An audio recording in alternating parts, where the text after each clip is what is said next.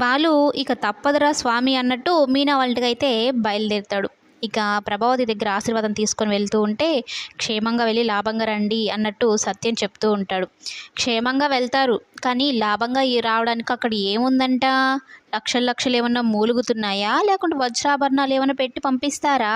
అన్నట్టు మాట్లాడుతుంది మీనాని చులకనగా చేసి చాలా తక్కువగా మాట్లాడుతుంది మీనా కుటుంబాన్ని. అయితే ఈ గొడవ పెద్దదయ్యేలా ఉందని బాలు ఆ గొడవను ఆపాలి అన్నట్టు, మాతాజీ నువ్వు నా మీద నీకు ఎంతో ప్రేమ ఉందని నాకు తెలుసు.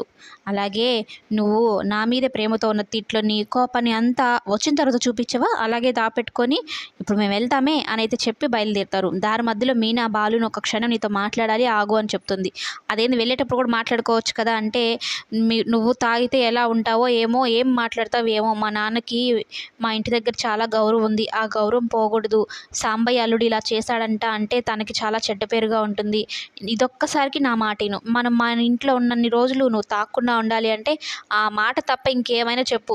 అంతేకాని ఇలాంటివి చెప్తే మాత్రం ఊరుకోను. అయినా మందు తాగడం అనేది ఒక అమృతం. మీ నాన్న నాకు ముందే పరిచయం అయి ఉంటే మీ నాన్నకు కూడా నేర్పించుండేవాడిని.